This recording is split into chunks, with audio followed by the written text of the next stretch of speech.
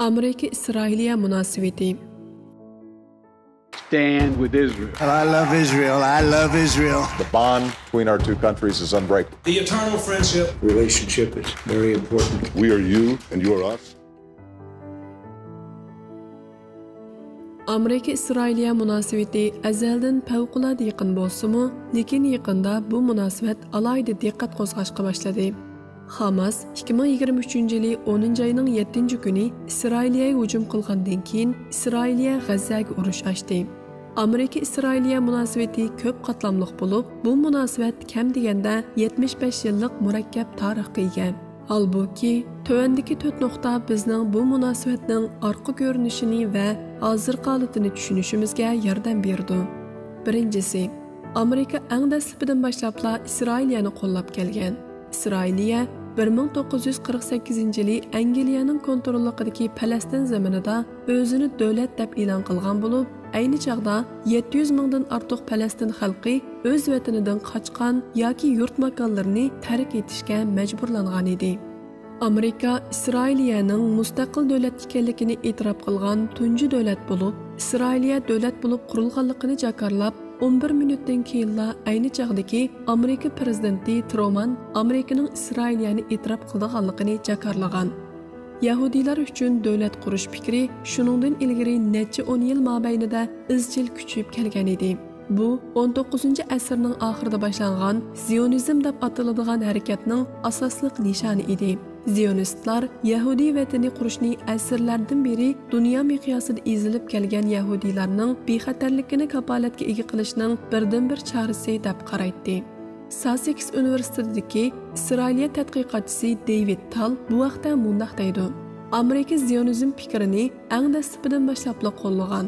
Shu vajidan Amerikaning İsrailiya davlatining mavjudligini tunji bo'lib e'tirof qilishi to'liq normal ishdir. O'ttir Sharq institutining yuqori darajalik tadqiqotchisi Xolid Ilgindi mundaq deydi. 1930 va 1940 yillarda Zionizm projektiga bo'lgan nisbetlik to'liq kuchli bo'ldi. Yahudiy cho'ng qirg'inchiligidan keyin buningga Yahudiylarga bo'lgan to'liq kuchli ichag'irtish qo'shildi-da, bu g'arbning bo'libmi Amerikaning Yahudiy davlatining qurilishini qo'llashiga sharoit hozirladi. Kivinsi mas'uliyatchan davlat boshqarish mahorati institutidagi Steven Simon mundaq deydi. Yana bir omil shuki, prezident Harry Truman ayni chaqda saylovga qatnashish oldida turayotgan bo'lg'achqa, raqiblarga qarshi ustunlikka erishadigan har qanday fursatni qo'ldan berishni xohlamaydi. Hozir Amerika bilan Isroiliya o'rtaq ta'kidlayotgan narsalardan biri o'rtaq qimmat qarashdir. Gerçi bu qimmat qarashlarning zodi nimalar ekanligini aniq aytib berish mushkul bo'lsa-mu, ammo nurg'un amerikalik siyosiyonlar İsrailiya to'g'risida Donald Trump o'xshashla O'rta Sharqdagi birdan-bir demokratik davlat degandek iboralarni qo'llanishadi. Nurg'un kishilar Amerika bilan Isroiliya demokratiyaning o'rnaklaridir degandek gaplarni tanqidlashadi. Lekin kishilarning bu vaqtdagi ko'z qarashlarining qanday bo'lishidan qat'iy nazar, ular bu gapni to'xtamay bozorga silishadi.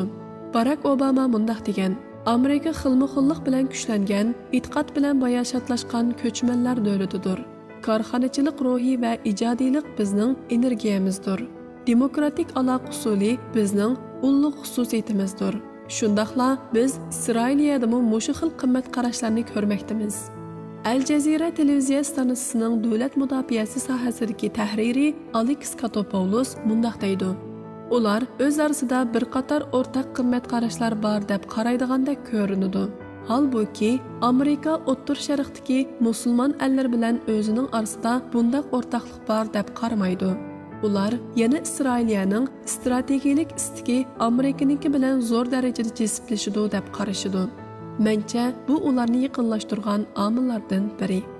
Bilib-bilishga tegishlik ikkinchi nuqtaga kelsak, bu xil o'rtaq qimmat qarashlardan sirt Amerika bilan Isroiliya strategik sheriklardir. Undaqda bu zodi nimadan derak berdi? Tegi taktidan aytganda, har ikki davlat o'zlarining manfaatiga uyg'un keladigan bu munosabatdan ba'zi konkret naflarga erishadigan bo'lib, bu munosabat so'g'uq urushda boshlangan. Bu ikkinchi dunyo urushi oyoqlashgandan tartib toki 1980-yillarning oxirigacha davomlashgan mezgil bo'lib, bu jarayonda Amerika bilan Kommunist Sovet ittifoqi dunyoning g'o'ja aksilik o'rnini tanishib raqobatlashgan. Hamda bu xil raqobat O'rta Sharqga, bo'libmi Isroiliyaning qo'shnisi Misrga yeyilgan edi. Ayni chaqda Misrni o'z ichiga olgan 5 arab davlati amdili qurilgan Isroiliyaga urush qo'zg'agan. 1955-yili Misrning rahbari Jamal Abdunasir Sovet ittifoqidan qurol setib olgan hamda bu mazkur rayondagi Isroiliyaga qarshi harbiy tamponlikni o'zgartib, yangi bo'linishning muqaddimasini ochgan. Bu haqda David Tal mundaq deydi: Abdunasir bu orqali G'arb bilan judolashdi hamda O'rta Sharq Sovetparast saf bilan G'arbparast safdan iborat ikki safga ayrildi. Halbuki Isroiliya 1950-yildan boshlabla Amerikadan qurol so'rab kelayotgan hamda o'zining Isroiliyaga dushmanlik qiladigan qo'shni arab ellariga qarshi harbiy ustunlikni saqlash uchun bu qurollarga muhtoj ekanligini da'vo qilgan edi. 1962-yili Kendining rahbarligidagi Amerika Isroiliyaga qurol berishga ma'qul bo'lgan. Setwin Simon mundaq deydi: Kendi keyin yaqin munosabatga aylangan hamda strategik yuksaklikka ko'tarilgan bu munosabatga asos solgan.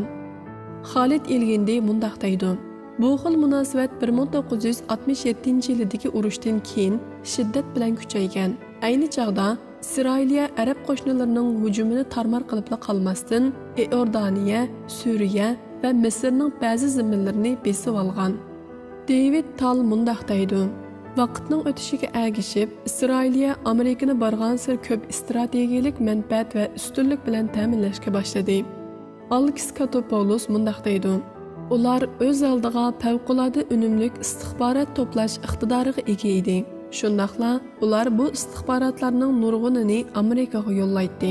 Undaqda Isroiliya Amerika bilan bo'lgan munosabatdan nimaga erishidi? Isroiliya Amerikadan erishadigan asosli naflardan biri puldir. Ikkinchi dunyo urushidan keyin Amerika Isroiliyaga boshqa har qanday davlatga qaraganda ko'p pul bergan bo'lib, bu pullarning umumiy summasi 260 milliard dollarga yetadi. Shundaqla yana 2008-yilgacha davomlashgan iqtisodiy yordam bor. Lekin hozir Amerika Isroiliyaga faqat harbiy xarajat uchun pul berdi. Prezident Obama tarafidan imzolangan kelishimning bir qismi sifatida Isroiliya har yili Amerikadan 3 milliard 800 million dollar pulga erishadi. Amerika fuqarolaridan ilingan bajdan ajratilgan bu dollarlar Isroiliyaning dunyodagi eng kuchli qo'shinlardan birini qurib chiqishiga yordam bergan. Bu qo'shin Amerikaning eng yangi kurashchi aeroplaniga, Temir qubba deb ataladigan ilg'or boshqariladigan bombadan mudofaalanish sistemasiga ega. Isroiliyaga berilgan pullar to'g'risida bilishga tegishli bir muhim nuqta shuki, bu pullarning hammasi degudek Amerikada xarjlanishi kerak. Bu haqda Alex Katopoulos mundaq deydi: Amaliyotda Amerika Amerikaning harbiy aslahalarini sotib olish uchun pul ajratadi. Bu xil harbiy yordamga aloqador yana bir nuqta shuki, Amerika bu haqda mayli qurollarning qanday ishlatilishi jihatda bo'lsin yoki uningdan Isroiliyaga besim qilish vositasi sifatida foydalanish jihatda bo'lsin, hech qanday shart qo'ymagan. Bu Amerikaning bu jihatda Falastinga qaratgan tutumiga o'xshamaydi. Xolid Elgindi mundaq deydi: Amaliyotda Amerika ta'minlagan harbiy aslahalar, texnika va boylik jihatlarda Isroiliyaga mutlaq erkinlik berilgan. Bu jihatdagi tekshirishlar intayin oz yoki faqatli yo'q. Nazariya jihatda bu haqda Lihi qonuniga o'xshash qonunlar mavjud bo'lib, mazkur qonunda Amerikaning chet ellariga setilgan harbiy aslahalari mudofaa uchun ishlatilishi, kishilik huquq dafsandichiliklar uchun ishlatilmasligi kerak deyilgan. Lekin biz bu belgilamalarning Isroiliyaga tatbiqlanganligini hech qachon ko'rib boqmadik.